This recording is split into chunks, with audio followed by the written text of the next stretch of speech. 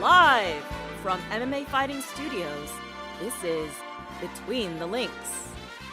And now, your host, Mike Heck.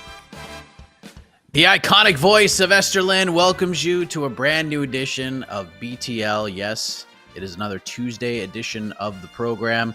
Back to the usual time and day next week, but this week, we couldn't wait another 2 days to do this show and discuss the absolutely epic UFC 300 event that took place in Las Vegas this past weekend. Plus, some huge fights were announced that have been somehow buried with everything that happened at UFC 300, especially considering the names involved in these big fights. We're going to talk about that and much more. Let us get into this thing. Let us introduce the incredible panelists today. First, he's Mr. Hot Take, Mr. No Gray Area, the Cannonball Kid, and I'm adding a new nickname. He is the Baron of Boop from MMAfighting.com, Jed Mishu. How we doing, buddy? I love that one. Boop! He booped him, Mike. 3 days later, and he still booped him. This is best. I'm excited to be here because, we had some time to digest. I don't feel any differently than I did Saturday. And it's awesome. It's just great that we get to talk. We get to keep talking about how fun this card was.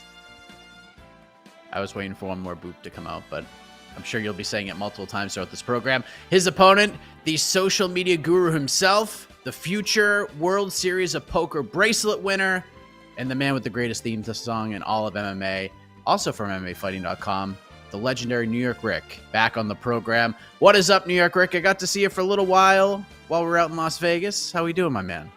Yeah, that was a nice little treat to get to see you out there. Fun and busy time, and excited to be here to talk about UFC 300 and beyond. So, glad to join you guys. It's a beautiful day here in New York City, but it's always a beautiful day when I'm hanging out with you guys. Love when New York Rick's on the show. The positive vibes are just aplenty. Not that we really needed them because UFC 300 was unbelievable. So let's get into it because Saturday delivered in a big way. The ultimate one of us cards. In my opinion, this is the best fight card top to bottom on paper in UFC history. It may have delivered, honestly, the best fight card top to bottom in execution in UFC history as well. But New York Rick, I want to start with you because, as you know, we can be prisoners of the moment. We could suffer from recency bias. It happens all the time in this crazy sport of ours, but we're 3 days removed from UFC 300, and we'll talk about some of the big moments specifically that happened throughout the show. How do you contextualize what this UFC 300 event was in the aftermath? Like when you're asked about UFC 300 a year from now, 2 years from now, hell, 10 years from now, how will you describe it? One of the most memorable nights in UFC history, and just an example of what the UFC can do if they are putting their full force into promoting something, if they are putting their full force into delivering something for the fans that nobody else in combat sports can, that nobody else in combat sports is capable of doing because of the resources that they have, because of the talent that they have, because of the momentum and marketing ability that they have, because of the presence that they have, because of the broadcast partners that they have. Something that nobody else is capable of on their best night, the UFC can deliver stuff like this. So that is how I will remember it and talk to people about it if asked down the line. This is the UFC at their best, at their absolute best, at what is seemingly the peak of their powers, but who knows where we go from even here. And if their stock continues to rise, but this is what the UFC can do when they've got their chips all in the middle of the table. Jed, how will you describe this one to, when the grandkids come up to you and they say, Grandpa Jed, tell me about UFC 300. What are you going to say to them? This is why we're fans. Like, this is why I devoted so much of my life, stuff like that, right? Because, and what Eric says, right, when the UFC is at their best, when they are batting 1,000, it's as good as anybody's ever been. And this is the reason that you become a fan and stay a fan. This is the reason that I'm still doing this despite 35 weeks of my year being bad Apex cards that we cover. It is for the moments like this. I've thought a lot about this event since Saturday, right? And how much fun we had and the post show and how electric that was. And the fact that I think we would all agree it's easily the most work we've done all year. Like this fight, like last week was easily the hardest work of week of work this year from just an effort and output standpoint. And no one was upset about it at all because it was so fun. It was so great. And I just got to thinking, like, what if that's your first? What if that is your exposure to the UFC? Because there certainly were people who had maybe never checked out a UFC event before. What better way to come in? Like, how are you not hooked on this sport after what you got on Saturday night? The UFC didn't put all its promotional heft into the marketing of this card. And that's probably a miss because anybody who was on the fence or is maybe coming back, they were previously fans, but they've been gone for a hot minute. But, oh, it's just 300. It's a big event. Let me check in. It had to have drawn you right back in. Too much awesome stuff happened on Saturday. And I hope that the UFC takes the lesson from that and is like, hey, we can do this a little more. We don't have to blow it out this big all the time. But what if we do this every year? What if we have one tentpole event every year that is the marquee, that is the WrestleMania moment, that is the moment that gives fans something to talk about, not just for the week of fight and then it's on to the next one, but for the months leading up to it. And frankly, we're going to be talking about this for the next few weeks after this as well. Give us something year over year like this, and we will love you forever. So that's what I'm thinking. That's the big takeaway. I feel like, especially with the next, 4 cards coming up, 3 of them, this hangover from this event is going to be maybe the longest hangover we've ever had as a UFC fan, because we're going to go into the Apex next Saturday. At least we have a week off to like let this breathe a little bit. And then it's 301, which, on paper isn't spectacular, but it'll still be kind of fun. And then it's St. Louis, and then it's back to the Apex, it appears, and those cards aren't great. And then once we get to June, things are going to start ramping up again. We'll talk about that a little bit later, but let's talk about the main event. Alex Pereira destroys Jamahal Hill in the main event. Jed, one might say he booped him. He hit the leg kicks. Hill showed there it is, boop. He showed the challenger, that is. He wasn't going to have his leg snapped in half after a leg kick, so we passed some tests. But then the moment with Herb Dean after the accidental kick to the ding-ding, and then the fight was over pretty much right after that with the first clean punch Pereira landed in the fight. Saw some people say it was an early stoppage, which might be one of the worst takes I've ever seen. But regardless, Alex Pereira just continues to break the rankings. He continues to break the sport, and he does it again. How do we process all of this 72 hours later? Alex Pereira is an anomaly, the meme drop, everything about it. I didn't see anyone call it an early stoppage. I love those people. That's probably Cross out there with just bad take city, because like the only rebuttal you need is the photo, the iconic photo of Pereira doing and just look at Jamahal Hill's eyes in that photo. It is easy to find. Ain't no early stoppage, bro. And the way to process this is to not. We don't need to. Some things in life are too pure for us to dissect them and try and get to the scientific makeup. We don't need it. If aliens came down, we shouldn't lock them away in Area 51 to study their biology. Let's just look at how cool they are and be like, man, this is awesome. Let's marvel in its grandeur. That's what we need to do with Alex Pereira. I'm not here to tell you how to feel about it. I'm here just to share the experience with you, because it is such a fascinating individual in this sport.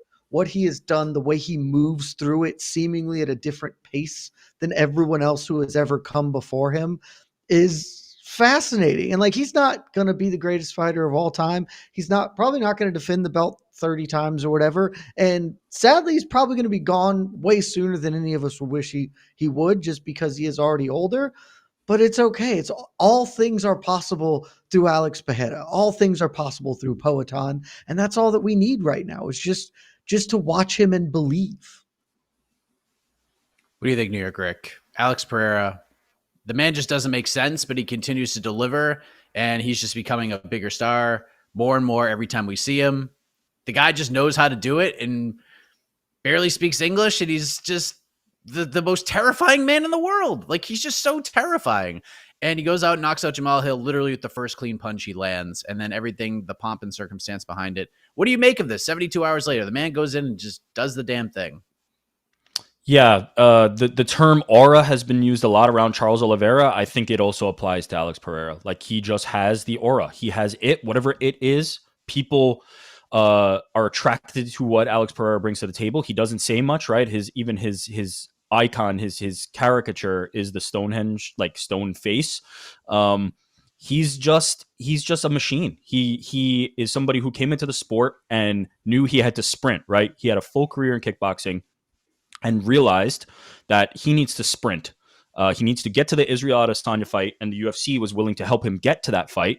And then from there, he's just looking to knock off accomplishment after accomplishment after accomplishment. He's already talking about heavyweight. I would not be surprised if he's fighting for a heavyweight title at some point relatively soon. Maybe it's not the next fight for Tom Aspinall or John Jones, but maybe it's 2 fights or 3 fights away. He is trying to accomplish every single thing that can be accomplished in MMA in the shortest possible time it can be done. Moment to moment, pound for pound, fight for fight. The dude's one of the most exciting and accomplished fighters we've ever seen. And I'm enjoying the ride. And not only that, like, sometimes it can be, let's say, Khabib Nurmagomedov, right? Some fights were amazing. Some fights were technical dominance.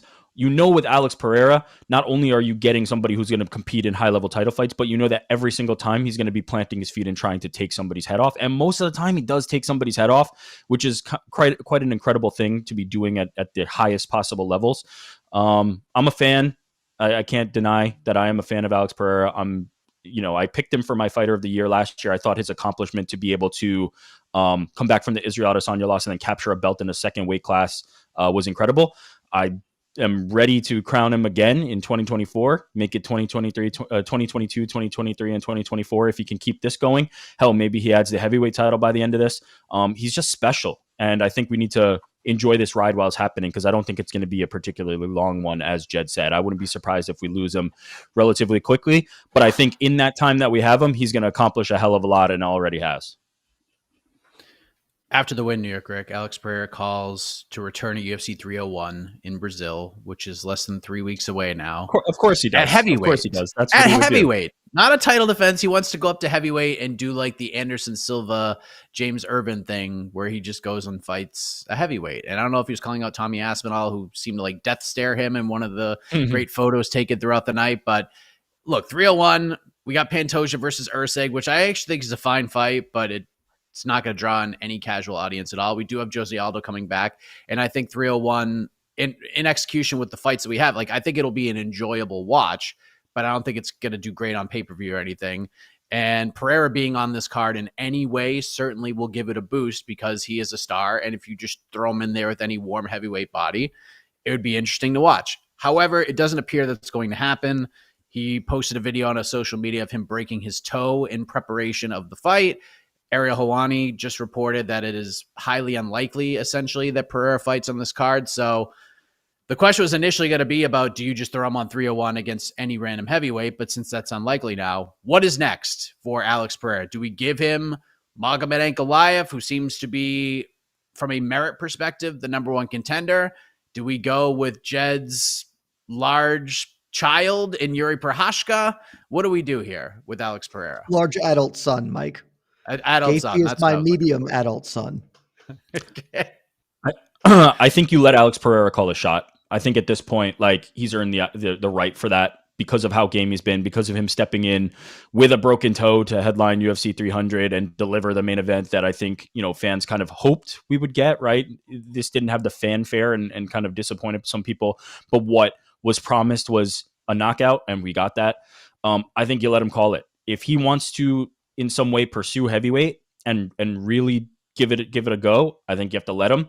If he wants to defend the light heavyweight title while he waits for kind of the heavyweight picture to resolve itself, if it seems like it's going to be Tom Aspinall fighting somebody in Manchester and then Aspinall versus the winner of Jones and Stipe, and it takes a little bit, I think you let Alex defend that belt. If you want to let him side quest and fight Israel Adesanya again, you let him do that. I think it's Alex Pereira's world, and you kind of have to let him call his shot. But make no mistake, every fight that Alex Pereira is going to be in, all the options that are available to him are massive fights, are just massive, massive opportunities and fights that are going to sell well for the UFC.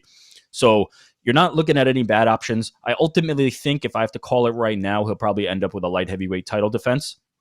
But I would not be shocked to see him fighting Israel Adesanya, nor would I be shocked to see him fighting at heavyweight. So it's Alex Pereira's world right now, and we're just living in it. But if I'm wagering right now, if I'm putting the chips down, I think light heavyweight title defense. Jed, what is next? And let me ask you this. As a man who is not a fan of guys jumping up and down, fighting for titles, you like, let's just build title defenses. Is Alex Pereira sort of a unicorn in this conversation? If he said, hey, Tommy Aspinall, if you defend your title against Curtis Blades or whoever in Manchester and you come out of there still with the belt, if he called for Tom Aspinall, would this upset you? Or because we don't know how much time we have with Alex Pereira. He is just this anomaly. We have to enjoy him while we have him. He can do all the cool things he wants. Does this change that conversation for you with a guy like Alex Pereira? Or do you just say, stay at 205 and don't do anything else? Yeah, no, I don't want him to fight Tom Aspinall. I'm just super not into that. If it happens, that will be something cool and unique. But the whole thing about the doing 301 is it doesn't F anything else up. Because it's not like he's going to defend the light heavyweight title on 3 weeks notice. Because that's the thing. He's not calling for, at least my interpretation, because he was not specific in calling for Tom Aspinall. It's not, I want to fight a heavyweight because I want to fight a heavyweight. It's, I want to fight at Rio and I don't want to do a weight cut in 3 weeks because I probably physically can't do that. So let me just take functionally an open weight fight in 3 weeks because I want to fight in Rio because I should be fighting in Rio. And so at that point, it could just be a light heavyweight who also doesn't have to cut at a heavyweight limit. Like that would also be fine. If I had my druthers, that would still be plan A, right? Like just pick a dude and fight there. And that's okay because we get to have him on the card and it's fun. And like we talked about in the post show, it doesn't matter. I don't care who he fights. He just has to go boop people, man. Just whoever he can boop is fine. But if we're not doing that, if we're beyond the, here's the timeline for Rio, it's so fast and a quick turnaround, then no, you have a job to do. It's being light heavyweight champion. Do your job. Like you haven't cleaned out the division. I've seen a lot of, and this is not just germane to Alex Pereira, people just really like to get caught up in the moment. And that's how we end up with champ fights that ruin everything. It's like, oh, it's a very exciting thing that happened immediately. And I don't have the ability to look more than 4 feet in front of me. Super don't want Alex Pereira to go fight Tom Aspinall for an interim belt because there are dudes he should fight at light heavyweight. No one's going to be that sad if Magomed Ankalaev doesn't get the shot, but he deserves a shot, man. Like, let's do that. That's the fight that needs to happen at some point in time because he is the dude who deserves his day in court against the guy holding the belt. Like it just is fair. And I know that this, we've gotten off track, but remember at the beginning of the year, Mike, I said that 2024 was going to be the year where all the good, righteous things occur in the sport to make up for the nonsense that was 2023. If Pereira's not going to get 3 weeks to do something cool, then his next fight just needs to be defending the belt. I would say Magomed Ankalaev makes the most sense, but look, if you want to throw in Cleo Roundtree Jr., I'm not going to be upset. I'm not going to be upset by the Glory Killer getting his shot at the Glory End Boss. So, whichever way we want to go, but it's not heavyweight unless it's in 3 weeks. Like that's the only time we're doing heavyweight. Other than that, you got a job, defend your belt, and you put a couple defenses under, and we can come back and talk about heavyweight. Before we move on to why everybody is here, I do want to talk about Jamahal Hill real quick, Jed, because he did a great job during fight week, building interest and anticipation for this main event. That was a great fight by itself, but he was incredibly confident, even cocky, because he essentially no-sold Alex Pereira, calling him an easy fight, saying that Alex Pereira beating Yuri Prochazka at MSG was the best thing that could have happened to him, etc. But as you know, and as we reacted to, people didn't immediately put this over as a UFC 300 quality main event. I thought Jamahal Hill did a great job throughout the week. I thought he's one of the MVPs of fight week in order of, in regards to building anticipation of this fight. And then the bell rings and Hill's game plan seemed quite strange, having a range kickboxing match with one of the best in the world at doing just that. I thought he was going to get shot out of a cannon, just go for it, get or get got. That's not what we saw here. I don't know why the Boston just came out there. But he's made some comments after the fight, reacting to the loss. And then he even called out your large adult son, Yuri Prochazka, for his next fight. Do you like this, Jed? Where does Jamahal Hill go from this knockout loss? How far away is he from getting back into this conversation for fighting for a world title? I just don't want us to lose sight of all the before, right? Because there's a lot of greasiness talked, and then Mike, boop. That's what happened. Jamahal Hill is out here saying, I'm going to stand up and strike with this man. And people are saying that that's a crazy and stupid idea. But y'all just don't know how good I am. I'm not just better than him on the feet. I am levels better than him on the feet.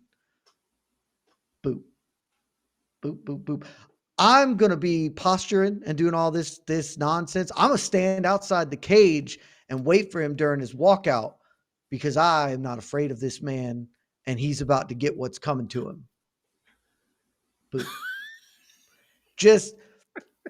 I'm disappointed. I can't say, maybe I'm not disappointed because I expected it, but we talked on this program last week about Jamahal Hill, and my whole thing was, dude, talk your shit, baby. I love that. I love that energy. Keep that energy all the way through. That energy has to stay the same after you get booped. It cannot be different, or else what are we doing here? And to go from that to the call out, and the call out's a separate issue, but being like, I dared to be great.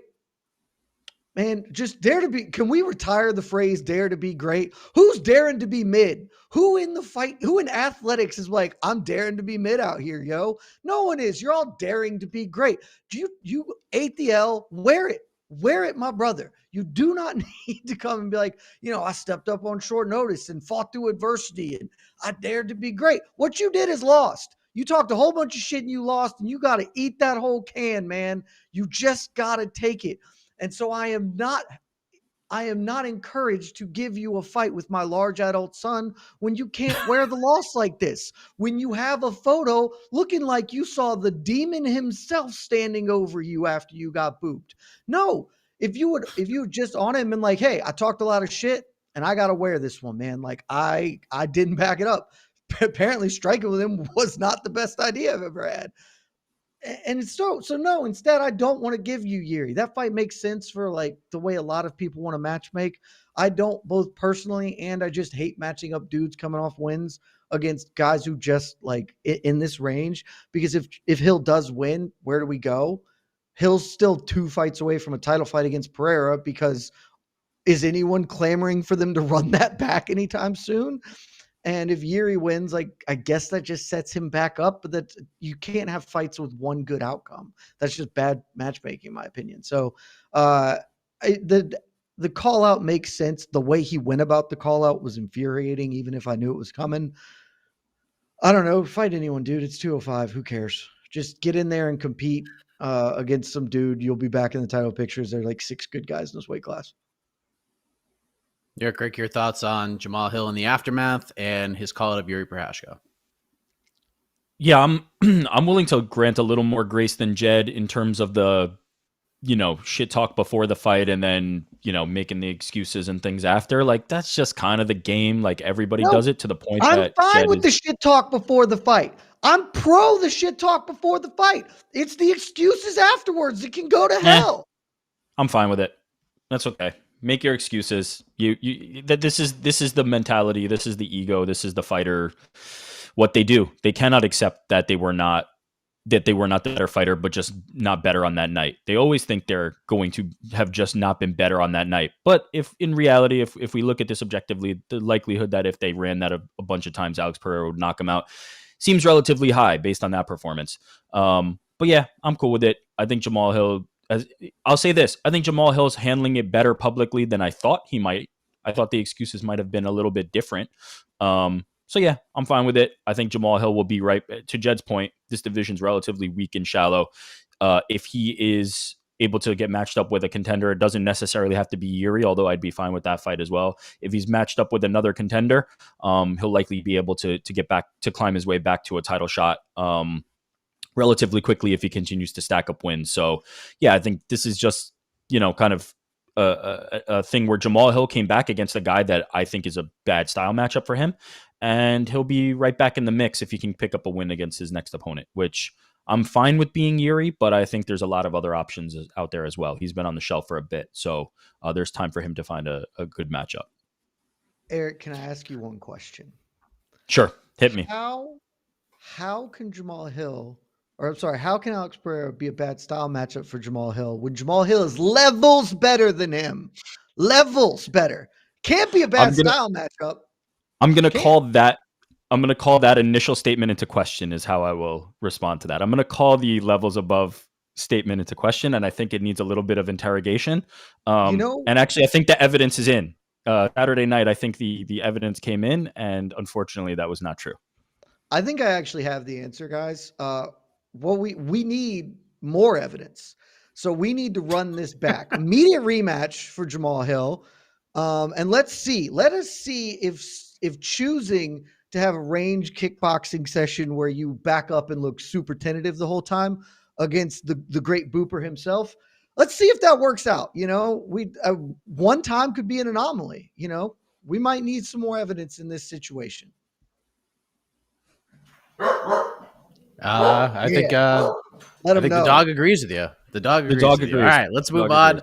Let's move on to what everybody wants to talk about. That is, of course, Aljamain Sterling's big win over Calvin Kattar. Just joking. Woo. Point for round number 1 goes to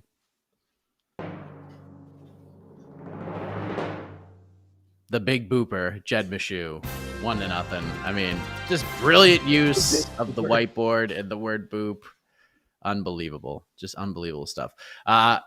Look, I know why you're all here. You want to talk about this incredible moment that happened on Saturday night. No, it didn't happen in the main event or the co-main event. It happened in the featured bout for the BMF title. Max Holloway becomes the BMF champion, defeats Justin Gaethje. This is a Max Holloway fight. He dominated pretty much most of it. Yes, Gaethje was competitive. He had his moments, but at the end of the first round, spin kick lands.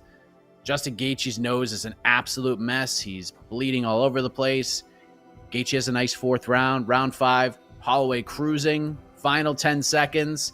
He waves Justin Gaethje to the center of the cage. He points to the mat like he did at UFC 199 against Ricardo Lamas. They are swinging for the fences. Max Holloway lands the big right hand. Justin Gaethje goes unconscious, face first onto the mat.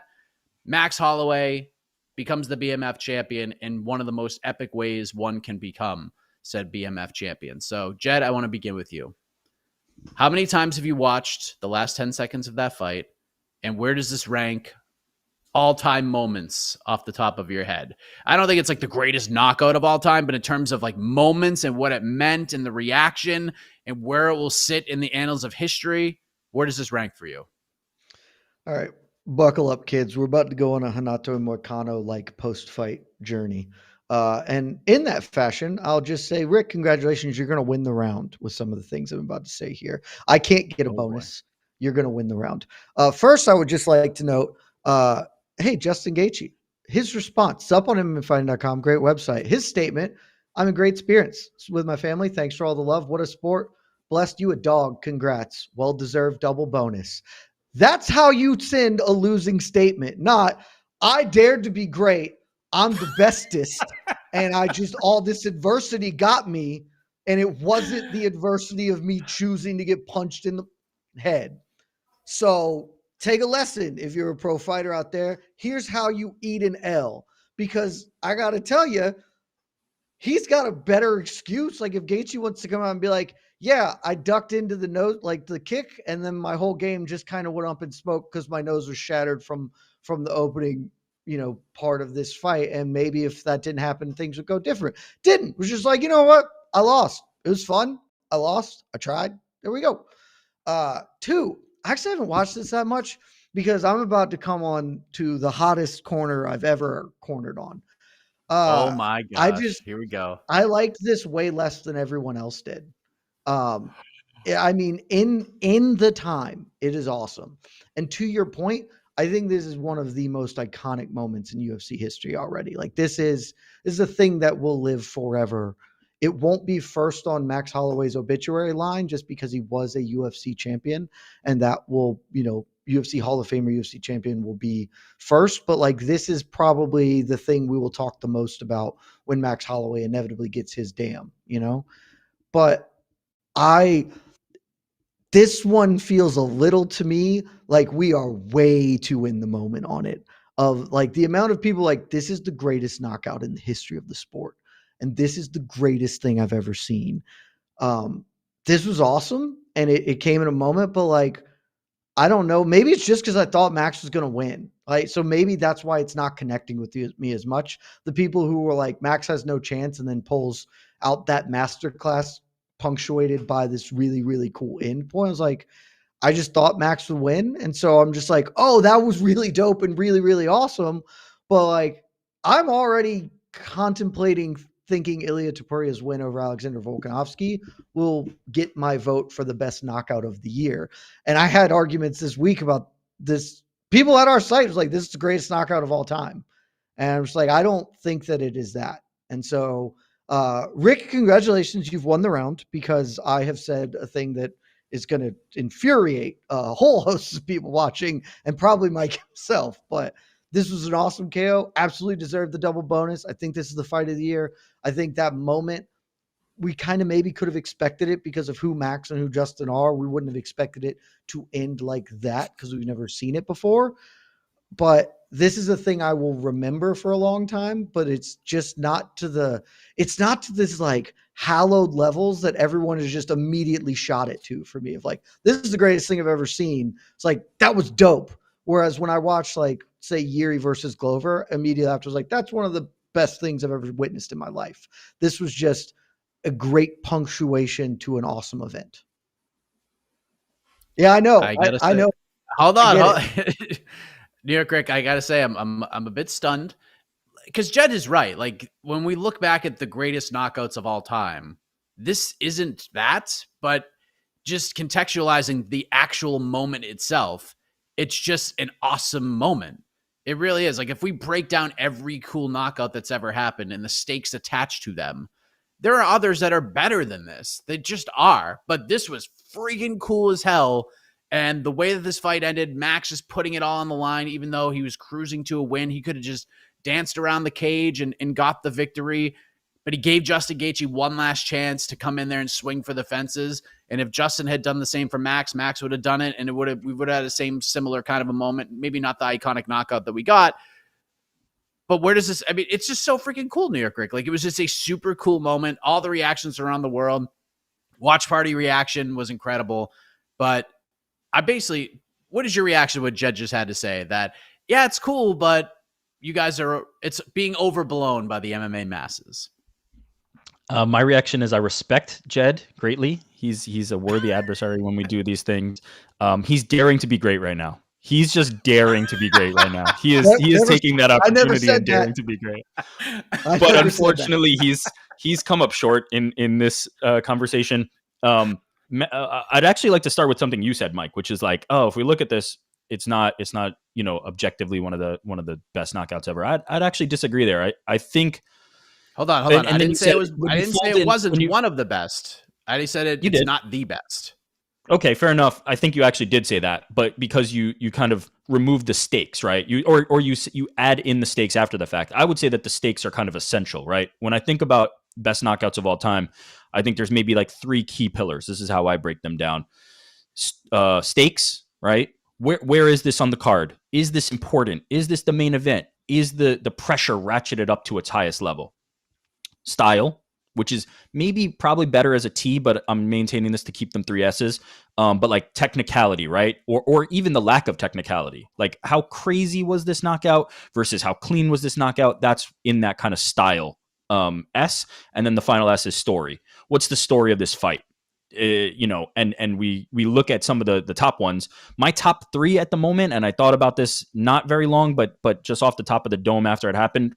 Number 1, Conor McGregor versus Jose Aldo. Had everything, right? If we're talking about the stakes, the highest possible stakes. If we're talking about the story of the fight, 13 seconds in, icing a guy that everybody thought was unbeatable, and Conor McGregor, the kind of nobody really believed, hey, he's a manufactured product, and go back at the time, that was the story. And then the style, for the style, somewhere in the 8 to 10 range, but for the stakes in the story, 10s across the board. Then for this one, I have Max Holloway versus Justin Gaethje. The story of it, Max Holloway up in the fight, choosing to throw all that away and get into a slugfest with the Homer Simpson of MMA in the final 10 seconds and actually icing him at the buzzer. Incredible story. Stakes, I gave it a 9, not quite a 10. BMF title fight, but what ostensibly was the main event of UFC 300 and the fight that most fans were looking most forward to, and delivered, and was going to be impossible to deliver, and then delivered. So 9 for that, and then style maybe an 8 in the same range. Just a clean punch or an overhand, but not necessarily the style is 10. I see. So here's where I'll show you what a 10 for style is in my book. Yair versus Korean Zombie. That's where I go 10 on style because of the uniqueness of the blow. Story, certainly also a 10, right? Last second, down in the fight, needed it. That's also a 10. But for stakes, that one takes a hit, right? It's just a regular fight night headliner. Neither guy was next in line for a title or the most important fighter in that moment. So that's where that one takes a hit. But those are my 3. And I think that the stakes and the story are so essential to that. So that's out of the way. I think it is one of the best knockouts of all time. Currently, I've got it number 2. Now, what I think is more important about what Max Holloway did is this was the culmination of what the BMF title was supposed to be. This is it. Max Holloway was actually probably the BMF champion in waiting, probably the one who was holding the belt and just nobody knew that it was his belt already. The guy who stepped up on a week's notice and said, yeah, I'll fight Khabib. I don't care. Now, at the time, Khabib kind of chastised him or poked at him and said it was all for the money. I think now we have enough track record and enough history to realize that no, Max Holloway is just the most badass fighter we've ever had and the most game and the guy that you can always count on and rely on to absolutely just deliver insane fights and go out there and put volume on people that nobody has ever seen before. And I think ultimately it is only down here for the BMF title and it should be retired. And Max Holloway should be the final and only BMF champion that's ever mattered. And we just put that belt off to the side and into the sunset and just let him carry it around permanently. Because nothing will top that. Nothing will top that moment as far as BMF titles ever go. And it would be hard for me to imagine another moment this year potentially topping that. So yeah, I'm all in. It delivered. I was backstage in the media tent at T-Mobile Arena, and you're not supposed to cheer in the press box, but I will not say that people were cheering, but people lost their minds. That's for damn sure. The reactions that were generated from that moment by Max Holloway were ones that I have not seen in quite a bit. Maybe last time being when Alex Pereira got iced by Izzy. Something quite that impactful and monumental.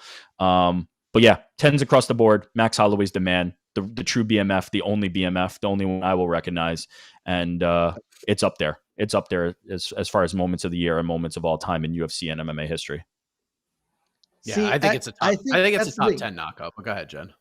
I think it's probably top 10 knockout. Like I haven't done a list or whatever, but I think Eric subconsciously or like got to sort of my take on this because I'm not here to say it's a bad KO. I'm not at all what I am suggesting. It is obviously awesome, but like I do think Eric and I certainly have some differences in how we would approach this because to me, like the stakes of this fight, I guess I would just differentiate them a little bit because I don't know, like at the point when he did it, I was like, oh, it's cool. It's dope that Max is doing the point at the ground thing. I don't know if people have just decided to retcon their view of it or if people legitimately were like concerned that this was risky. I was like, oh yeah, that's cool. In the same way he did it to Ricardo Lamas. And it's like, yeah, nothing bad is going to happen. Gaethje had just been getting the shit kicked out of him for 24 minutes. His nose was on the other side of his face and he was kind of stumbling around because he had gotten jawed earlier in that round. There was no threat to me. And I'm not saying Max only pointed at the ground because he knew there was no threat. Like Max would do it anyway. But I was like, that angle of the story of like Max risked it all. No, I don't think Max really risked anything because Gaethje was dead on his feet. Max just did Max cool shit and that's cool, but there's no risk to it. And by a similar token, if Max doesn't pull that KO out, it doesn't really matter. He still wins the fight. Like he very clearly wins the fight, even if he doesn't slant him. It is just awesome style points for finishing it in that way. And to me, kind of, I don't like Rick didn't say this, but it sort of felt this energy from him when he's saying, retire the BMF belt. Max Holloway is the only BMF that has ever existed that I will ever recognize. It's just like, this is just people finding a way to categorize their love for Max Holloway. And that's not a problem. Like, Max Holloway is one of the very few fighters that should be universally loved, who is awesome and has done nothing bad basically ever. But it feels like a lot of people just took this to be like, we need to fet Max Holloway to an extent that feels appropriate for him because he hasn't been a champion. He is not going to be one of the greatest fighters of all time in title defenses, et cetera, because Volkanovski took that from him because these things. And so he is the greatest BMF and this is the greatest knockout. And it's just the best because they love him so much and they want this to be associated with someone that they are so connected to. And I just think when cooler heads prevail in a few months, a few years, we'll look back and say, yeah, it's an unbelievable KO. It's one of the greatest KOs I've ever seen. It's not the greatest KO. It's not, we were maybe a little too high on it because of the moment and our love for this individual.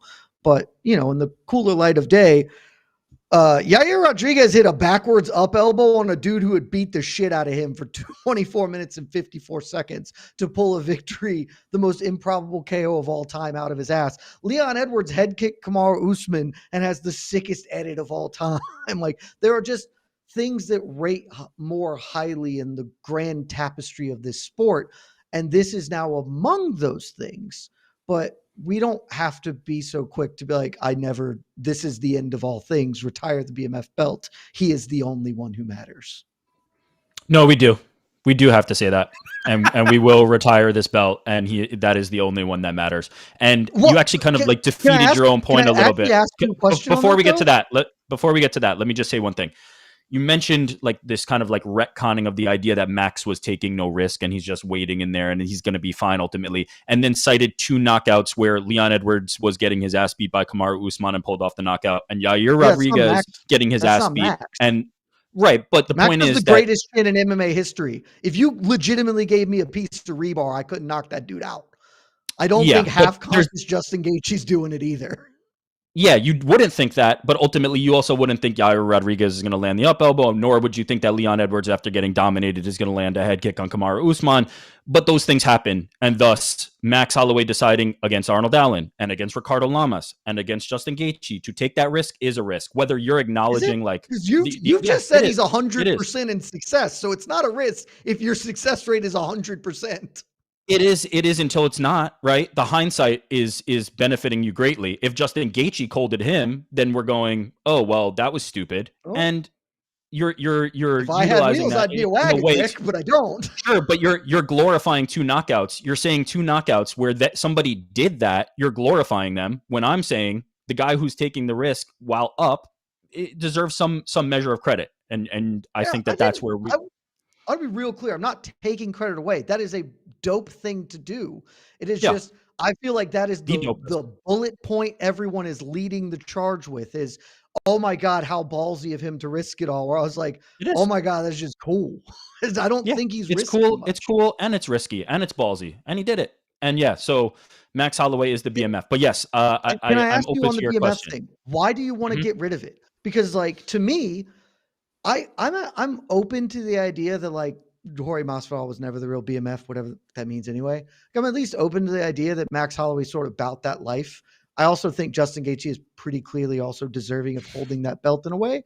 But this feels like the impetus to not keep it, but to go in on it. Not to be like, hey, we'll never do this again. It's like, oh, here's momentum. Here's a real thing. And a dude who legitimizes this in a significant way. Instead of saying he legitimizes it to such an extent that we should just discontinue it. It's no, this should be the guy who carries this and helps make this a thing beyond just a transparent promotional boost because we need more than 11 champions. The answer to that is you kind of talked it out in real time is what you said in the beginning, which is it was a trinket. And then at the end, which is that it's a trinket, it will continue to be a trinket. It will go back to being a trinket after this. And ultimately he legitimized it, but only but only for one night. Because who's going to be in the next BMF title fight, and what will happen in that title fight that will ultimately give it any additional shine, right? I don't understand this one. The passing of championship belts, right? There's opportunities for people to create greatness. To sometimes the belt is with somebody who doesn't do that, right? Sometimes, but then the next opportunity they do. This will not be topped. There will be no additional moments better than this. This is the moment. This is the one where you say, "We did it, folks. We handed it to the right guy in the right moment against the right opponent in the biggest card that we've had. We did it. Good job." And now we look for something else. Hell, now take it over to the women and not do it anywhere near the men ever again. Take it over to the women and do what everybody's kind of been talking about and bandying about and asking about, and just let them have it. It's theirs now. Take it. All of that's insane, Rick. Like, you just sat here and told us that Max Holloway is awesome, because he is, because we all agree. So his next fight won't be a trinket because he has it. It is his. And if someone takes it from him, then it won't be a trinket because they took it. They earned it from him. If they did a BMF Max Holloway versus Charles Oliveira, and Oliveira hits a Peruvian necktie to tap freaking Max Holloway for the first time ever, it's not. And then you're also going to be here and be like, if Justin Gaethje knocked him out, I can live in this world of ifs there, but there are no ifs where something cooler than what Max did could ever happen. So we won't take that possibility out. That is a ridiculous statement to make. I'll take the kept it alive for long enough. Something cool will happen. I'll place the wager. We can run it long-term gambling. Well, me and you. It won't happen. That literally nothing cooler in the sport of MMA will happen than Max Holloway's KO on Saturday. Not at the time that they go, this title is on the line. No, it won't. It won't. Randomly, sure. But no. You will be 100% right if they discontinue it and never put the title on the line again. But just law of large numbers, man. You get a bunch of the most exciting people ever to fight over something. Cool shit's going to happen. And it doesn't even matter if it tops it. When the apex of sports happens, we don't go, that's it. We're done. The Patriots overcame 28-3. Football is over now because no comeback will ever succeed. You just go, cool. That's a high watermark. And now other dope shit can also join the conversation afterwards. Like, I absolutely understand that I'm on an island with my position on this KO and where it stands historically, etc. I think your take that we should discontinue this belt at the height of its awesomeness is equally as insane as my take. Yeah. The difference between the scenario that you're suggesting are that there are additional stakes, right? Like those are actual games, part of a season. This is a one-off thing that has been created that was a trinket and now will be a trinket again. There is no additional energy that needs to be invested into it. The NFL is not going to, the reason that there's a championship is because the NFL is producing their season and ultimately there's a winner at the end. The BMF title is arbitrarily selected and to this point has not reached these heights and will not reach these heights again. And you're saying there's a chance that there will. That's great. I don't believe it, but that's great. I mean, I'm open to the idea, and ultimately I think they will keep that title around. To reach these heights, can it not be worth it to even just be cool, like a thing that is also cool? No, because what we're running into now is the number of times that it's ultimately not going to be a cool result, where it's just going to be okay, like the first BMF title fight, where stopping Nate Diaz via cut was okay, fine. It is falling short of the high mark that Max Holloway has set with this moment, and Justin Gaethje, to his credit. And yeah, I don't think we need it anymore. We had it. It reached its perfect conclusion, and now we no longer need it. And next, when we get a BMF title fight and Islam Makhachev takes down Max Holloway 4 times, no, because Islam wouldn't get it. Short. You said yourself that it's arbitrary. Islam doesn't get it. This is our belt, Rick. We get to own what we want to do. Islam doesn't get it in the same way that Kamaru Usman never got it, even though it probably could have given it to him for obliterating Jorge in the rematch. No, but I know that this fight won't happen. It is actually the fight I would book if I had the power of options. Charles Oliveira versus Max Holloway, you're telling me that for the BMF belt wouldn't be insane and it'd also be great. Have something it'd be great if the ending ends up falling short. I would have been okay if that belt didn't exist. I would be okay with it going out of business at its absolute apex. Not unnecessary belt. It wasn't necessary. So Jed, I just think that's Jed. a ridiculous stance. So the question for Max Holloway is, if you had the pencil, you would do Max Holloway versus Charles Oliveira for the BMF belt. Is that what you're saying? Yeah, that's absolutely what I would do. And I also would just say that if we got rid of everything when it's at its apex, we don't get Robbie Lawler's retirement moment. Like, we don't get things like that because they all just quit at the peak, as opposed to just letting things be and seeing what happens, because we don't know the future and cool shit can happen at any point in time. But yes, to your question, Mike, that is the fight I would book. I do not believe that is the fight that will happen. It's the fight I would absolutely go with. Sounds like a great fight. Love it. Don't need a BMF title attached to it. Awesome fight. Love that fight. Book it. BMF title retired. So, Rick, Just trying to how take would you book champion Max money away Holloway? from fighters. Rick is Rick anti-fighters? Can we ask the question? The Wow. champion He doesn't has a name. want Max It's to Charles get the Oliveira. champion? He's a champion in my heart. He always doesn't and want forever. Max to get the championship bump. Okay. No, think Max Max got can the be okay. 600K. He's I good. think- He'll be all right. Yeah, I think Max is gonna be okay for a hot minute after what he did on Saturday. But Yes, Mike. nevertheless, Rick, how would you book Max Holloway here? Because Ilya there's Topuria. another option: Charles Oliveira. We got Topuria. We got Islam and or Dustin. We got Conor, which he just did an interview with a local media outlet in Hawaii, getting off the airplane, saying that Conor would be my first choice, but I think I'm going to get Ilya. If you were booking this in any scenario as possible, how would you do it? Shout out to my guy, Rob DeMello, out at KHON in Hawaii. He's the one who got that interview. He's the man. Love that dude. Ilya Topuria versus Max Holloway. The fight I always wanted to see. The fight I wanted to see booked before even the Volkanovski fight. It's just the fight. I love that fight with all my being. I think it's the perfect fight. The only concern I would have is Max looked damn good at 55. His body looked transformed, and now he's going to have to go back down. But ultimately, unless it's a fight, Charles Oliveira is a good one, but I don't ultimately think that's Max Holloway's ambition. I think he'd be looking more for Conor McGregor or a title opportunity. If those options are not available, it's got to be Ilya. And if Max is committed to going to 145 and maybe 55 was just a departure like it was last time, Ilya Topuria versus Max Holloway is the best that we've got in MMA. So absolutely, that's the fight. Ilya Topuria, Max Holloway, wherever, Spain, hell. I know Dana White shot down the Hawaii idea. Figure it out. There's a place that this can happen, that it can be the biggest thing in MMA. So Ilya Topuria versus Max Holloway, book it. All right, now before we move on, Rick, Justin Gaethje had his moments in the fight, competitive in stages, tough as shit as always, but this is a pretty one-sided loss for Justin Gaethje, and the knockout was absolutely brutal. Where does he go from here? Because he put a lot on the line in this fight, and you have to think, with all the names vying for the top of the 155-pound division, the toughest division in sports, and all the names now who are in front of him, he's got some work to do to get back in the title hunt. So what now, New York Rick, outside of take some time off and get better? Yeah, certainly rest. A fight like that is one that you just need time, right? You need time and opportunity to recover from. I certainly feel for Justin Gaethje because it seemed like he had the title shot secured. It seemed like it was all in front of him.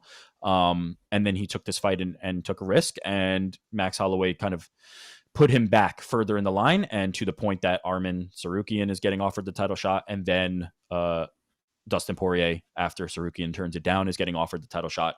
It will take something for Justin Gaethje to get back here, but I do think there's probably some cachet, there's probably some goodwill that he earned by taking this opportunity and delivering in this fight that everybody got excited about. If you go back in time, the sentiment around UFC 300 was that it was desperately lacking at that time, and it looked like we were in for Leon Edwards versus Bilal Muhammad, and the tide completely turned as soon as we got Justin Gaethje versus Max Holloway. And I think both of those guys earned a lot of goodwill and good sentiment with the UFC. So I wouldn't be surprised if Justin Gaethje is in a nice number one contender or at least, maybe two away at most, and able to climb back to a potential title opportunity. The question for me is, does Justin Gaethje want to do that, right? The path has been hard, and it seemed like it was in front of him just now, and then he lost that opportunity. Is he going to be willing to climb back is a question that I would ask him, and the question that is most burning on my mind. If he is, I don't think he's super far away. I don't think it knocks him too far down. UFC's rankings came out, our rankings came out. Justin Gaethje is still a top contender. So there's an opportunity where you can put him in a fight or two and he's right back in that title picture. And who knows who the champion is going to be at that time? Could be somebody like Dustin Poirier, It's going to be who's somebody who Makhachev. We all know I would that certainly agree with you, but if Dustin could pull up a major upset, and it is, the betting odds are not in his favor at the moment. If Dustin can pull off a major upset, Justin Gaethje has the most recent win over him, so there's an interesting kind of dynamic there. So yeah, Justin Gaethje's stock does not take a hit, certainly in terms of being a BMF as well. I think Jed was right there that he was a worthy holder of that title, which should now be retired with Max Holloway. And Justin Gaethje is back on that track. But does Justin Gaethje, after all these wars, and somebody who has for many, many years, not just recently, but many, many years, telegraphed that he is not in this sport for a long time and not looking to get himself hurt over the long run, does he want to climb this mountain again? I think that's a legitimate question, and we'll only know when he speaks in detail after it. But if he is willing to take that climb back, I don't think he's very far away at all. Jed, what say you? I also just want to say I agree that Ilya versus Max is super fun. The reason I'm not booking it is I don't think it's going to happen. I think Volk's just going to get that shot. And two, I actually kind of don't know if I want to see Max go to 145 again. He looks so good at lightweight. Like, you just beat one of the top 5 dudes, top 3 dude or whatever. Like, that fight would be great, but I just want to see him do cool things at lightweight now. As for Gaethje, he has 2 options as I see it. One, he can accept the overwhelming reality that he is likely never going to fight for a belt again and be okay with that, and then pursue things that are enjoyable and fun. Or he can do the opposite and think, maybe if I get lucky, I can get back there. I do think that's really unlikely.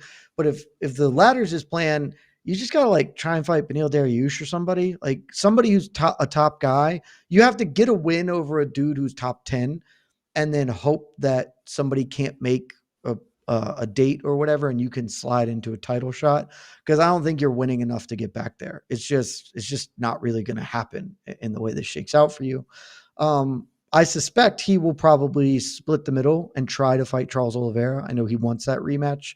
No one will be upset about watching that fight. But if he loses, that puts him in jail. And so he's got to win it. But my guess is long layoff, and then he and Charles Oliveira run it back. I think that's probably where we're going to end up being with those 2 dudes, which then also kind of sucks because, like, they're cool young lightweights. I'd like them to get an opportunity to rise up, but that's not going to happen if the old dudes just keep fighting each other. And then I didn't even factor in that, like, the Conor McGregor fight is still out there. It's still a possibility for Gaethje, and that would make me very happy if nothing else.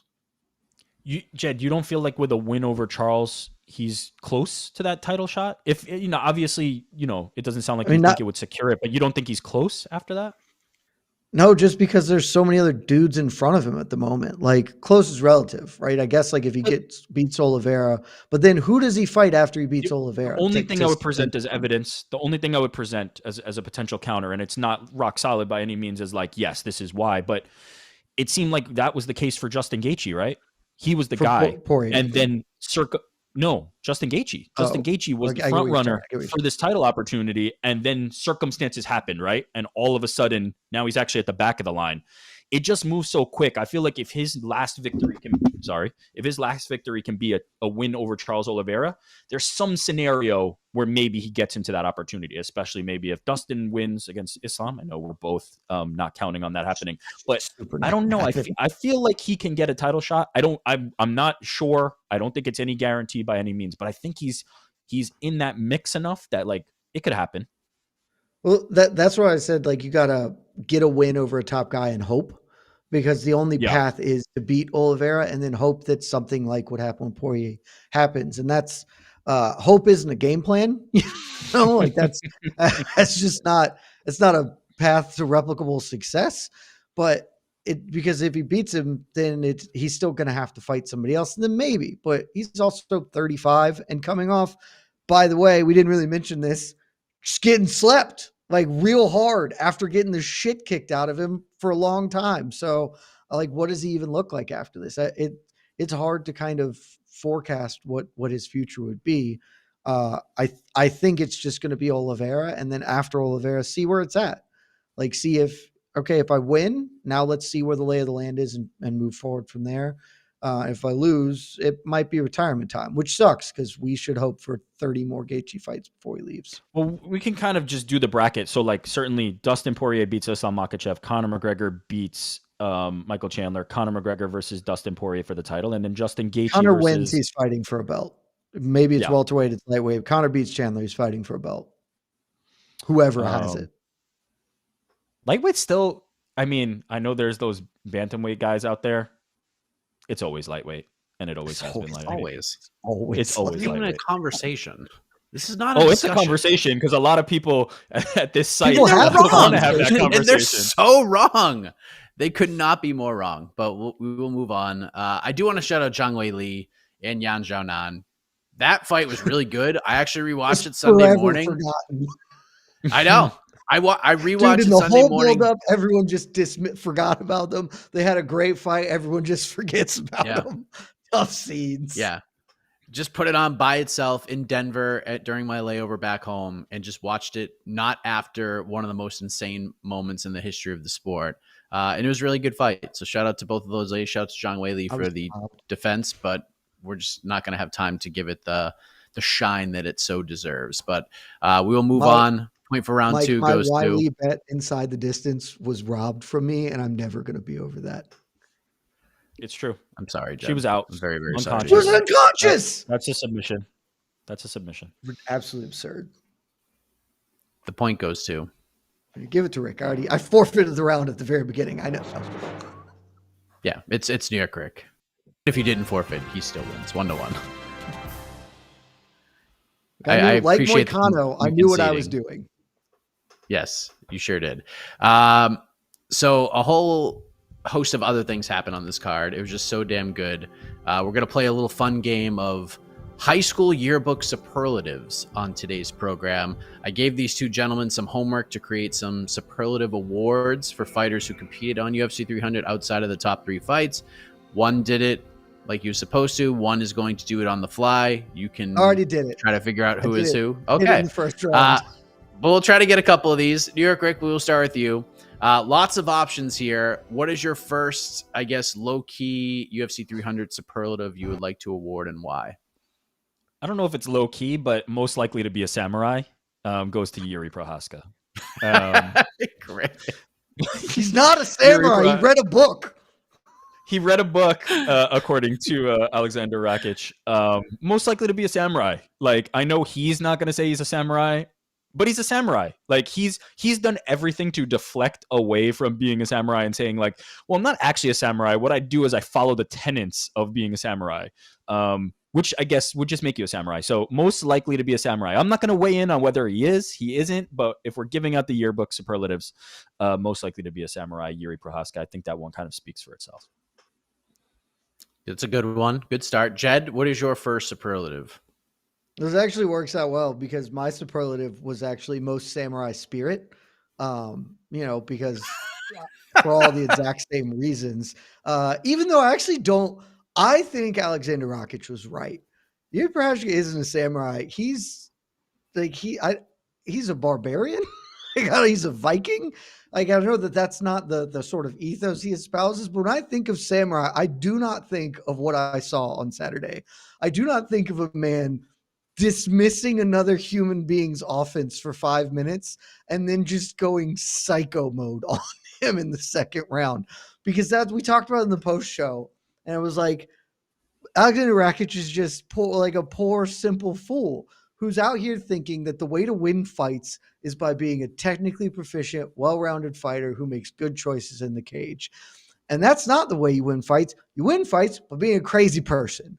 If you can't be a hoss, be a psycho. Those are the two strongest styles in MMA. And guess what? Yuri is a samurai in psycho. He is unbelievably good at it. And Rakic was tuning him up for 5 minutes, just beating him pillar to post. And Yuri just didn't care. He didn't care at all. And the second round comes out and he's like, I'm going to care even less. And Rakic simply couldn't handle a crazy man swinging axes at him as hard as he can. And he crumbled under it. And so he's wrong because, fundamentally Alexander Rakic is wrong and we all want to support Yuri the Samurai, but he's also right because I really do think Yuri's more of a Viking than a samurai in the way he gets down, with his business. Maybe not in the rest of his approach to life, but in the way that he actually combats human beings, much more Vikinger. I love it. Jed, you lead us off around number 2, award number 2. Who you got and why? So I opted to try and stick as close to actual superlatives as I could, and we're giving the Class Clown Award. I guess technically this award's going to go to Holly Holm, but mostly it's going to go to all of you idiots who thought Holly Holm was going to stick and move and jab, and you played yourself. The joke is on you. If you thought Holly Holm was not going to clinch with a 2-time Olympic judoka, you don't know a goddamn thing. Because why not? Like Jamahal Hill in the main event, if you have the opportunity to strike with a world-class striker, you should do it. And if you have the opportunity to clinch Kayla Harrison, you should definitely go for it. So hilarious bit of fighting to watch Holly Holm immediately clinch Kayla Harrison and the outcomes that you would have expected with her making that tactical decision. New York Rick, what is your second superlative? I'll do a similarly by the textbook kind of yearbook superlative. Best dressed, Charles Oliveira. Every single time. Oh, yeah. The man is just next level. When it goes all said and done, when it all goes down at the end, Charles Oliveira is going to be the best dressed guy in UFC history, MMA history, maybe human history. The aura is off the charts. The swag is off the charts. He's just God mode with the outfits that he's choosing, and just brings it every single week. Best dressed every single time. Nobody else is even in the conversation at this point. He's in a class of his own. Best dressed, Charles Oliveira. Are we just talking UFC fighters? Because Francis Ngannou, man, has some good fits. Just saying. He's got some fits, but it ain't Charles, unfortunately. I mean, like, second place, fantastic. Maybe Conor McGregor somewhere else in there. Number 1, Charles Oliveira.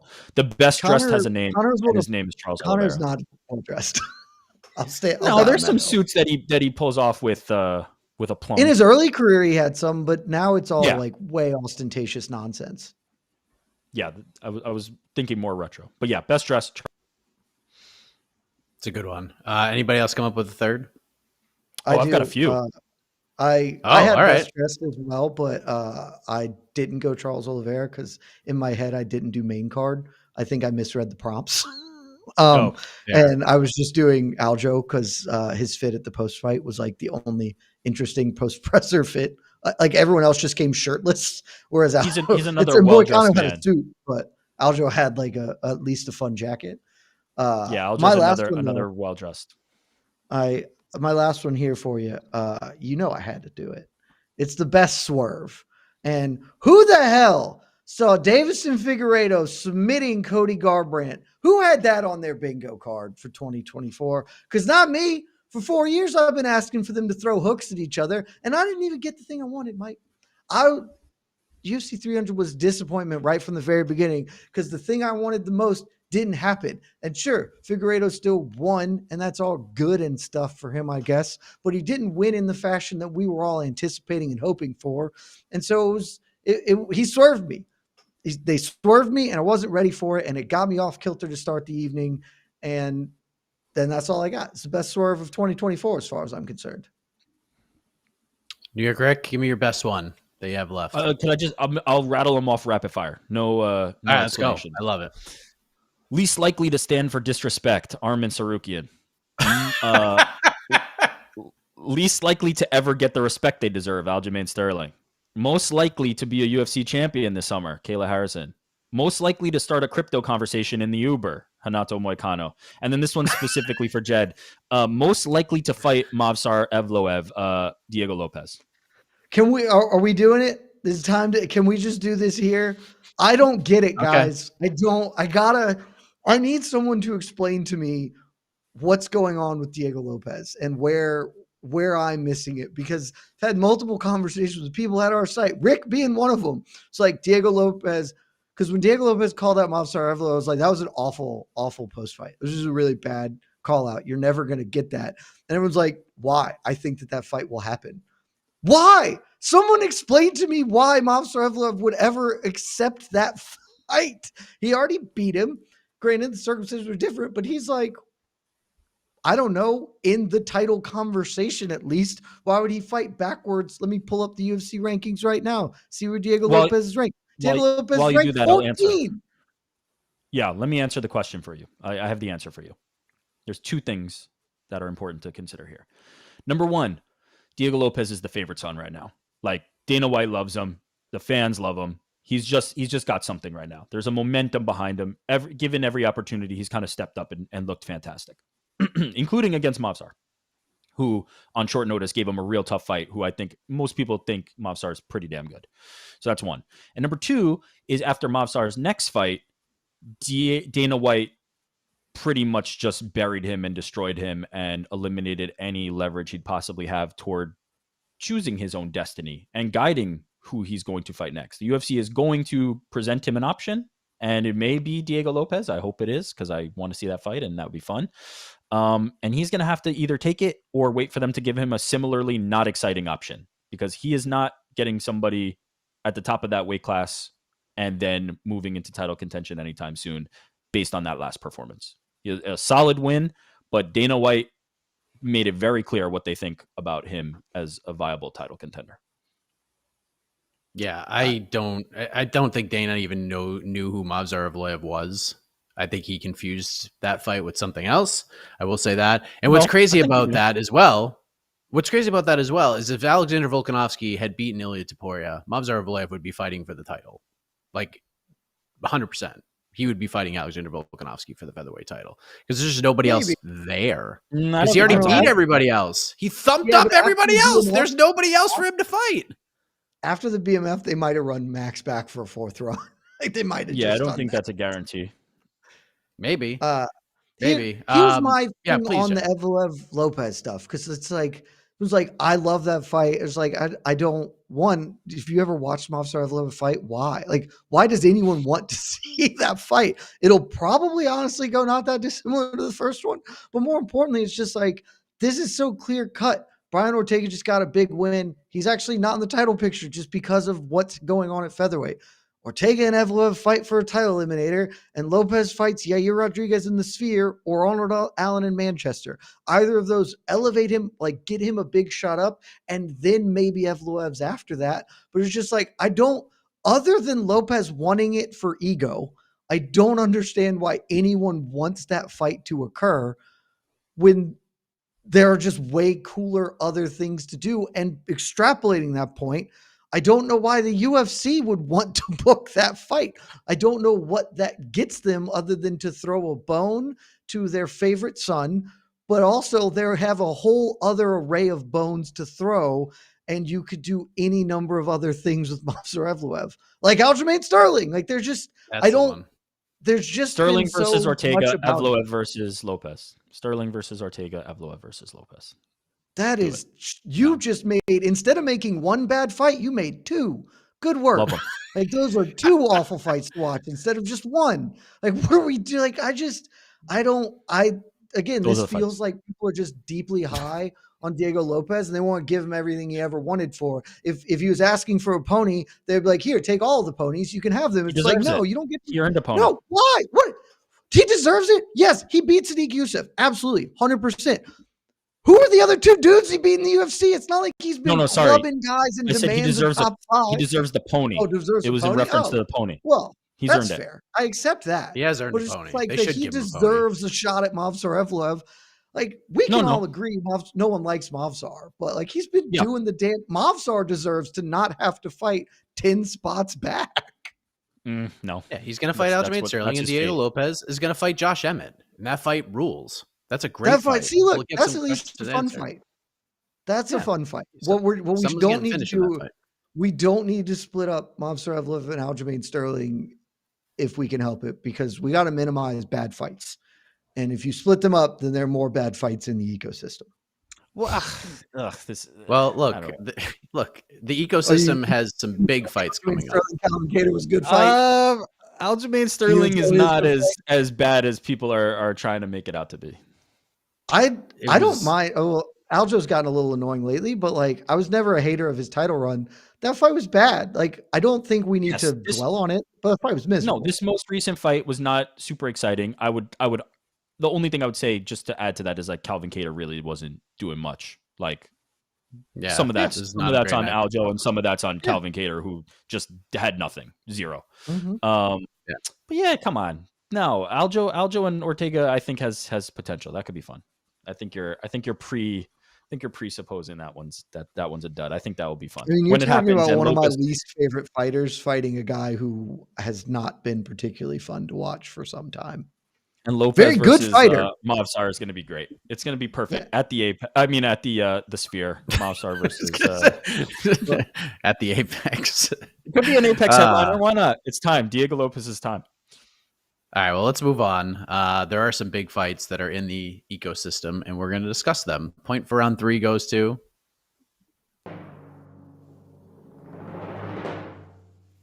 Well, I disagree with a lot of what New York Rick had to say. He did his homework perfectly, so he gets the point. It's 2-1. He did do it. He almost lost it with the booking of the featherweight division, but I would digress. Let's move on to some fights that are officially official. Guys, at the press conference on Saturday. Lopez is fun. Don't book him against people who aren't fun. That seems bad. Movsar's going to get his chance. He's going to be featherweight champion. You mark my words. But that's another conversation for another time.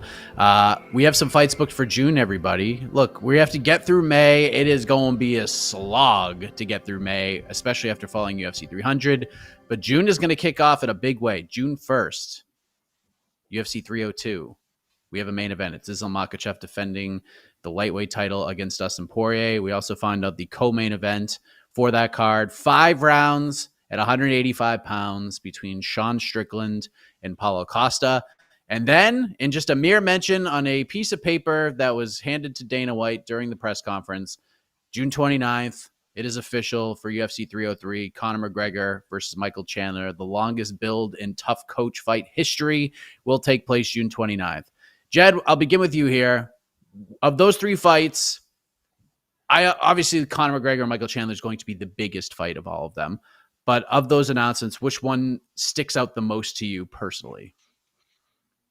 Oddly, none of them really stuck out that much because they were just all things we thought were happening. It was just here it is. And so I guess by those parameters, the answer is gonna be McGregor Chandler because we'd all heard the rumors. I think we might have even pre-written that story because we sort of knew that this was coming. We just had trouble nailing down the specifics on it and like when it would come together. And then it all kind of finally did. But that's got to be the thing that jumps out the most because everyone knew 300 was the determiner for Makhachev. All right, is somebody going to get a really quick win and just be able to turn around and fight Islam Makhachev at UFC 302? Like, is that going to be an option? And then obviously you watch the fights and nope, none of the dudes in the weight range you fought on that night really viable for that sort of a turnaround against the best fighter on planet Earth right now. And so we all kind of knew, all right, they're probably going to get announced as soon as the event's over. They probably already told Dustin, hey, it's likely yours. We're just dotting all the I's, crossing the T's or whatever.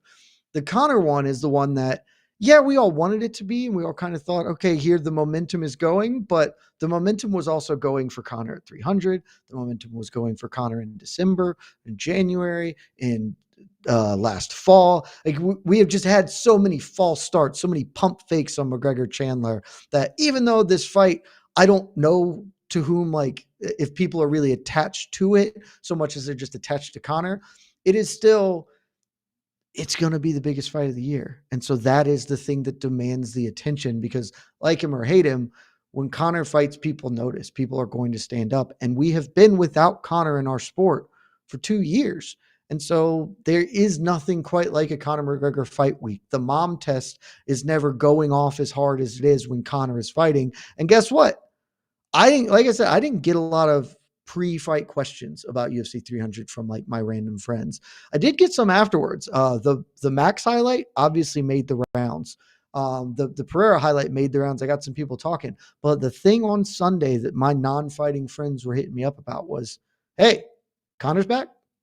Yep. It is going to dominate the summer. It's going to be the biggest story of the summer. It's not the best fight, not the best fighters. Doesn't matter. It has a gravity that demands our attention in this sport. And honestly, I'm pretty excited about it. The fight will be fun. They are two fun fighters, even if I hate either outcome is really bad for me personally, because either Conor wins and fights for a title and I'll hate that, or Michael Chandler wins and all the sadness will fill me. But it is going to be a fun fight. And mostly I'm just excited to have a Conor fight week and have the level of attention and interest that brings to the sport and into our lives, frankly. So that's got to be it. New York Rick, it's crazy that I mentioned all three of these fights with the names attached to them. And somehow with 300, they just kind of got buried. They were like an afterthought almost, which is kind of wild to think about, especially with Conor McGregor. Even though we kind of knew these things were happening, with how good 300 was and the moments it produced, they just kind of were like, okay, what? One second, Mike. I'm just being handed a note here. Hold on. Oh, okay. Oh, fair. It actually says boop. Sorry. Wow. Carry on. Wow. It does say boop. Wow, gimmick infringement. It says boop. Respect. Yeah, Mike. Let me just get to the point here. That was an embarrassing way to announce these fights. I don't think it had much to do with UFC 300 and a lack of creative energy. Like the return of Conor McGregor being announced with a fake note is like corny as all hell and quite frankly, like kind of embarrassing. It deserved better. The answer to the question of which I'm most interested or kind of like which one stood out the most to me is probably Dustin and Islam, because it was the one that we didn't know for sure, right? Conor McGregor and Michael Chandler, like enough hay was in the barn there that we're like, yeah, that's happening. It's just a matter of when is the UFC going to finally decide to pull the trigger on that. With Dustin and Islam, obviously we didn't know, and neither did they. Arman Sarukian was offered that fight backstage after the Charles Oliveira fight, and just because of the amount of notice and wanting to, have a full training camp, which I completely understand and respect. And I think Arman deserves that and should still be number one contender when business is resolved. Conor McGregor could throw a wrench into that. But that is the one that I think had the most mystery around it, right? Like, who is Islam Makhachev going to fight? When is it going to happen? It seemed like it was swirling around June 1st and Dustin Poirier was getting ready, but it was not his opportunity to pass on. It was Arman's. So that was the one that got me to perk my ears up the most and go, okay, now we kind of finally have resolution to it. The biggest, the most impactful, the most significant is Conor McGregor. Nothing needs to be said about that other than it's Conor McGregor's return. And that will be the one that will get the most headlines and the most attention and the texts and all that. But you're right to the extent that I was getting texts about Max Holloway and not Conor McGregor. And that's a rare kind of occasion when a Conor McGregor fight is announced. But I do think it is mostly a product of just piss poor promotion. Like that was a really bad way to announce the return of Conor McGregor. Agreed. But that fight's going to happen June 29th. Jed, you I have a look on agree. your face. I agree with Rick that it's a bad way to announce it, but I'm not sure it's that much worse than a Dana screaming into his Instagram live. That's like, the only other way we were getting. I agree, it's bad, but like the other way we're going to get it has been a random Tuesday, and Dana would have gone to IG Live and just been red faced and yelling about the return of Conor. And I don't think I care that much the difference between those two. Remember the days when like the UFC got upset because there was a promotional video planned and then somebody, reported on it and they were all upset and it was like, wow, you ruined our plans. You ruined the surprise. And now we've gone from that to getting a fake note. Like, it's sad. It's embarrassing. Like, it is dumb. So I don't think the note was fake, right? Like, I think maybe the Conor part of the note was Dana White. Dana White was the last to know. Last to know about Conor McGregor signing his contract. I'm sure. I'm so sure of that. I'm sure the Conor part was true, but to my understanding, it's like they offered dude in the back. Sure. They offered Arman, and so like that's just a Sean Shelby being like done. Yeah, that one I'm not calling into question. That one I'm not calling into question. Conor McGregor signing a deal to fight was not something that Dana was out on the loop of. I agree with that. It's just bad timing is my thing. It's like like, did you say, Mike? Somebody said at some point during this various week of stuff we've already done, it feels like a lifetime since 300 already. There's been so much going on. Like, this is just isn't the biggest story. Conor McGregor's return is not the biggest story in the industry, which is insane because it happened like they were bearing news just on the time cycle. They have an open week. There is nothing happening this week. There's at the minimum, they could have just done it on Friday to counter program the PFL. just drop, like, then Dana can yell on his Instagram on Friday and be like, hey, while you're on our partner at ESPN watching a substantially worse product than ours, guess what? This June, the King returns. Buckle up on the ESPN pay-per-view. The timing was bad, but like the execution, we can't expect anything at this point. They already executed like cool things at 300. It's asking too much for them to do that and promote a future fight well. For them to pull off the Gladiator Man and the retro UFC 1 images and the Mark Coleman special moment, to ask for all of that and good promotion, we're reaching. We're looking for too much, All right, well, there you go. Let's move on. Point for round 4 goes to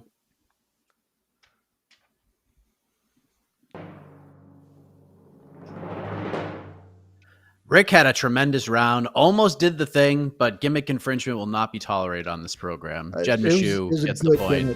2-2. It was really, very good. It was a good play. There's so much booping on the screen right now. All right, we'll go to the knockout round. We'll fly through this. One question. We're going to talk about the biggest story of the day and get these gentlemen's reaction to it. 1 minute apiece to give their reaction to this news, and we'll go from there. So, Jed, what do you want to do? You want to go first? Or you want to hand it over to Rick? Going first. I don't have any idea what the biggest story of the day is, so I'll go first. Let's fire from the seat of our pants. All right. Well, as you probably saw, MMAfighting.com, terrific website. July 20th. Arlington, Texas, AT&T Stadium. That will be the stadium that hosts the live Netflix fight card, which will be headlined by Jake Paul versus Mike Tyson. We have a co-main event, undisputed gold on the line. The rematch, Katie Taylor versus Amanda Serrano, is going down as the co-main event. People are very, very excited about this. Jed, 1 minute on the clock. How excited are you for this? What is the impact that this fight has on this card, which is going to be on Netflix, maybe the most watched fight card of all time? What was your reaction to this news in general? Go. I think that I thought that this is where we would end up, right? Because this has clearly sort of been the idea, at least in part, since the first fight. And my ultimate reaction is that this is great. This is great for combat sports, for women's boxing. The first fight, was billed as for history because it was so significant. And then it ended up being, I don't actually remember if one fight of the year in the boxing awards, but I remember thinking like, oh, like UFC 300, we had expectations and this lived up to those expectations. And then with what has happened to both of them since that moment, right? Since, Katie Taylor as the champion and kind of her struggles and then overcoming the Chantel Cameron stuff, like losing and then getting it back. And now Serrano's obviously been doing this. This fight makes sense from a timing standpoint, from everything standpoint. They had room to breathe from the first one, and it being on Netflix, this is going to be the biggest moment in the history of the sport. So that's dope. All right, New York Rick, we'll throw it to you. There are very few moments in the sport where I had FOMO.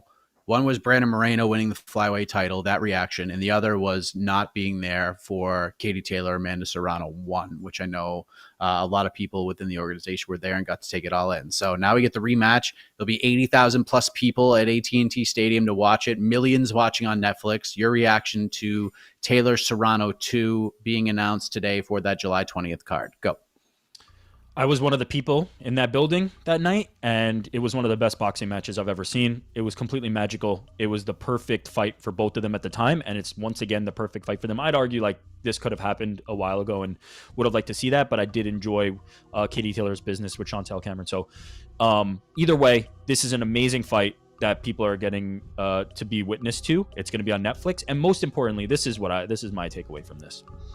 All the concern trolls and whiners and babies who came out upon the initial announcement of Jake Paul and Mike Tyson and, oh, think of Mike, oh my God, what are we going to do, wah, can now purchase a ticket to that event, enjoy one of the best fights that boxing has to offer in Katie Taylor versus Amanda Serrano, and guess what? You leave. After that fight's over, get out of there. You can come support an amazing fight, and then you don't have to suffer through Mike Tyson versus Jake Paul, so you can stop your whining and complaining about this event and enjoy it. So there you go. Buy the ticket, go see that fight, and then leave after so I don't have to hear your crying. Oh, shit. Fiery promo. I like it. That was good. Good stuff. What an episode this has been. This has been the UFC 300 of BTLs, and I think that's a good thing. Should we just retire BTL New York, Rick, after what just happened here? I mean, because it can't get any better than this, right? Let's see how the voting goes. Okay. And then we'll determine that.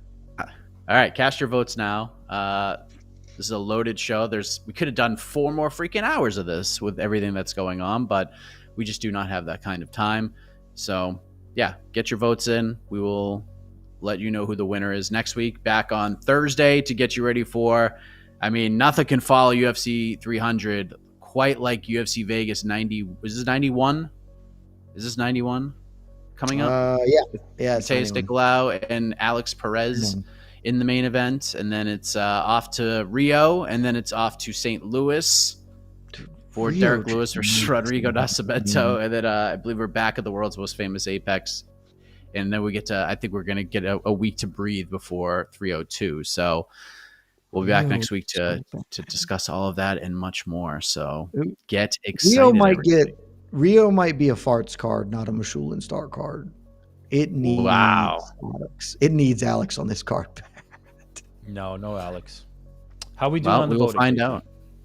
Yeah, let's get the voting in there. And then I'm actually going to be, once I log out here and get the pod up, I'm off for the rest of the week. So I just want to make sure I was on here so we could do the show, which is another reason why we're doing it on Tuesday. And a shout out to my 10-year-old son, who tomorrow will be 11. I cannot believe that I'm saying this into a live microphone. So happy birthday to the gray man, a little bit early.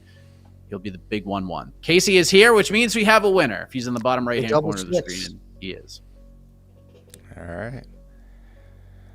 Great performance, gentlemen. Great performance. But we do have a winner. The voting, they've made a decision.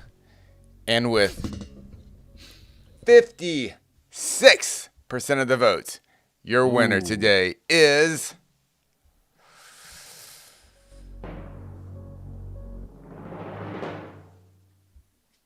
New York Rick. Hey, New York Rick. I mean, just tugging at the heartstrings. Jed applauding. Thank you. You know, I dared to be great. I overcame a lot of adversity. I accepted this fight on short notice, and dared to be great. And doesn't matter what type of shit I talk beforehand. I'm gonna walk all that back because this is all about me. It's not about the guy who beat me. This is about me, guys. So yeah, that's all I have to say. Congratulations, Rick. It only happened because of all of the other things that occurred, and not me just getting beat tonight. New York Rick, you got it done. You faced a lot of adversity, and you did it. How does it all feel? It feels fantastic, Mike, but I think once again the viewers have made a mistake, and that was Jed's fight to win. And you should respect him for daring to be great and should have rewarded that. Unfortunately, you guys fell a little bit short this time, but that's okay. You'll get another opportunity last time. I would dare argue that you guys dared to be great and fell a little bit short, but next time we'll get this voting dialed in, and we'll crown a rightful winner. But in the meantime, it was just an honor and a pleasure to be here with you guys. I always love it so much. Thank you for having me. Truly blessed. What a wonderful day. I'm going to go out and spend some time with my kids outside. Thank you. Thank you for everybody who watched. Thank you for any chats and super chats and fans who tune into this program all the time. We love you guys. Yes. Thank you all so much. Casey, music. Yep. Jed got booped. Hit the music. Back next Thursday to get you ready for UFC Vegas 91, and a whole host of other news I'm sure will have dropped between now and then. So thank you all very much. For New York Rick, our champion, Jed Mishu, our worthy adversary, Casey Lyden on the ones and twos. Shout out to him for messing up getting some time into his schedule, with all the curveballs here. And the iconic voice of Esterlin is going to take you home. I am Mike Heck. Back next week. Good night, everybody. Love y'all. This has been Between the Links, an MMA fighting production on the Vox Media Network.